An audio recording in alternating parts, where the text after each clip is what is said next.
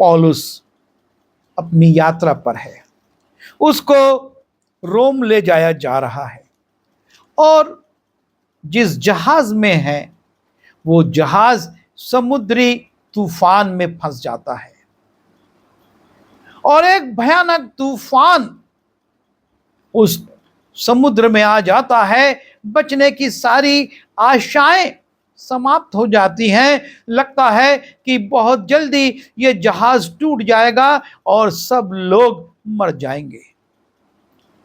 और जब ऐसी विपरीत परिस्थिति आती है, जीने की सारी आशाएं समाप्त हो चुकी हैं, ऐसा लग रहा है कि अगले क्षण मृत्यु आ सकती है और उस जल में वो डूब मरेंगे, पौलुस प्रेरितों का काम उसके 27वें अध्याय के 22वें पद में कहता है, परंतु अब मैं तुम्हें समझाता हूं। वो लोगों को जो उसके सह यात्री हैं उनको समझाता है, परंतु अब मैं तुम्हें समझाता हूं कि ढांढस बांधो, क्योंकि तुम में से किसी के प्राण की हानि ना होगी, केवल जहाज की। पौलुस इस निराशा की अवस्था में, जबकि मृत्यु सबको दिख रही है, मृत्यु सामने नजर आ रही है, कब तूफान का झोंका भयानक रूप लेगा और जहाज पलट जाएगा या जहाज टूट जाएगा और उस पानी में सब डूब जाएंगे। वो कहता है, मैं तुम्हें समझाता हूं, ढांढस बांधो, हिम्मत रखो, क्योंकि तुम में से किसी के प्राण की हानि ना होगी। और इस ढांढस बंधाने के बाद फिर 14 दिन निकल जाते हैं। सूर्य भी नजर नहीं आ रहा है, इतना भयानक तूफान है। और प्रेरितों काम उसके 27वें अध्याय के 33वें पद में हम देखते हैं, लिखा है, जब भोर होने पर था तो पौलुस ने यह कहकर सबको भोजन करने को समझाया कि आज 14 दिन हुए कि तुम आस देखते देखते भूखे रहे। 14 दिन हो गए और वो सोचते थे अभी कुछ परिस्थिति बदलेगी, अभी कुछ परिस्थिति बदलेगी, लेकिन आस देखते देखते तुम 14 दिन से भूखे हैं और कुछ भोजन ना किया। इसलिए मैं तुम्हें समझाता हूं कि कुछ खा लो, जिससे तुम्हारा बचाव हो, क्योंकि तुम में से किसी के सिर का एक बाल भी ना गिरेगा। फिर से वो उनको जीवन के लिए प्रोत्साहित कर रहा है कि तुम्हारे सिर का एक भी बाल गिरने वाला नहीं है, पर अब तुम कुछ खा लो ताकि तुम में बल बना रहे और तुम आने वाले समय में संघर्ष कर सको। और ये कहकर उसने रोटी लेकर सबके सामने परमेश्वर का धन्यवाद किया।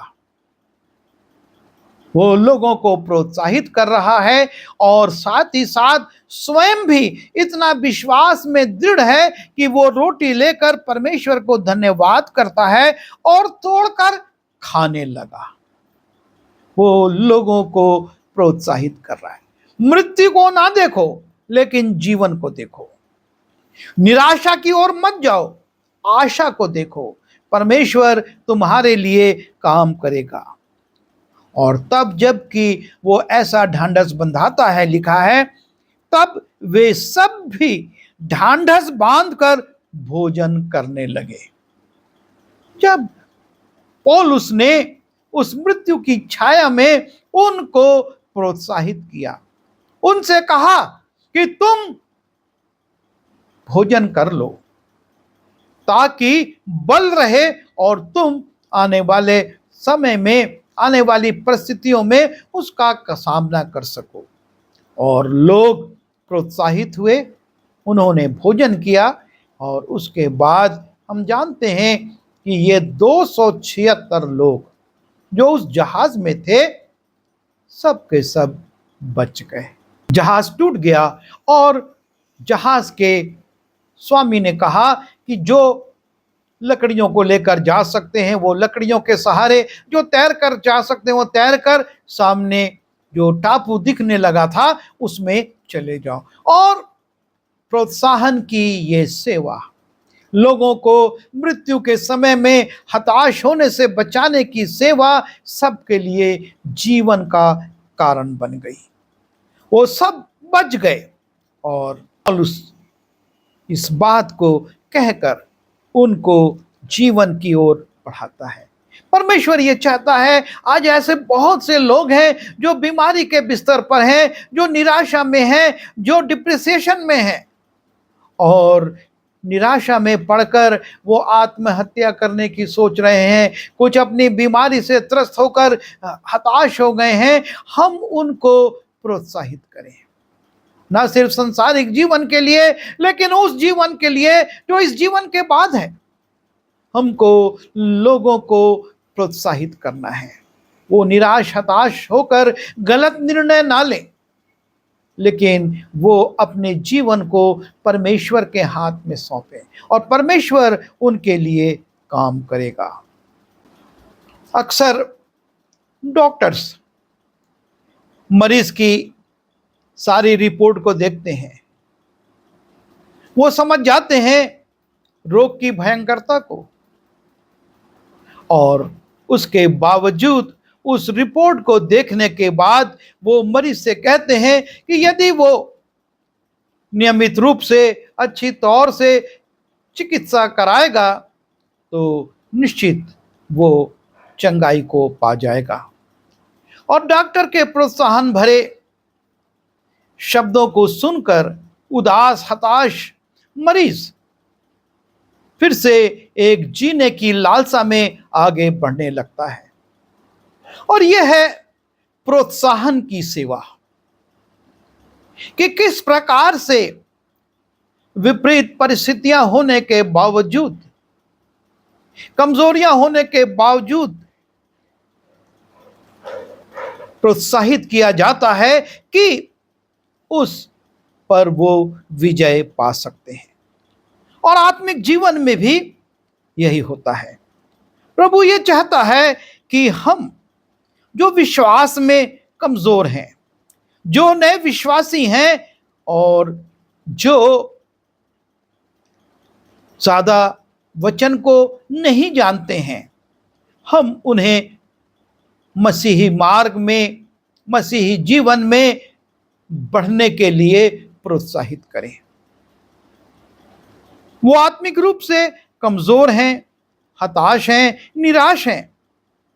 हम ऐसे लोगों को प्रोत्साहित कर आत्मिक जीवन में आगे बढ़ाएं, उनको उत्साहित करें।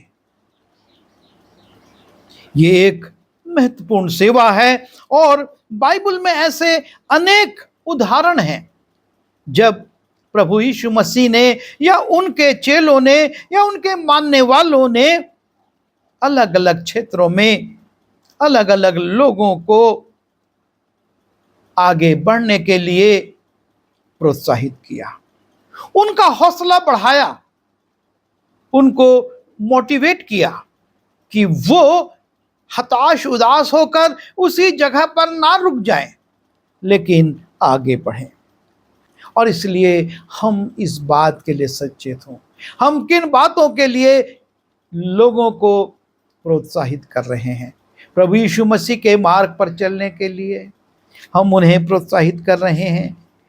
क्या हम उनको निराशाओं में, हताशता में, जब वो अपने जीवन से हताश निराश हो गए हैं, उसमें नए जीवन की ओर बढ़ने के लिए प्रोत्साहित कर रहे हैं? क्या हम उनको स्वर्गीय जीवन की आशा में आगे बढ़ने के लिए प्रोत्साहित कर रहे हैं? और इसलिए प्रोत्साहन की सेवकाई को सकारात्मक बातों के लिए बढ़ाएं और नकारात्मक बातों के लिए घटाएं।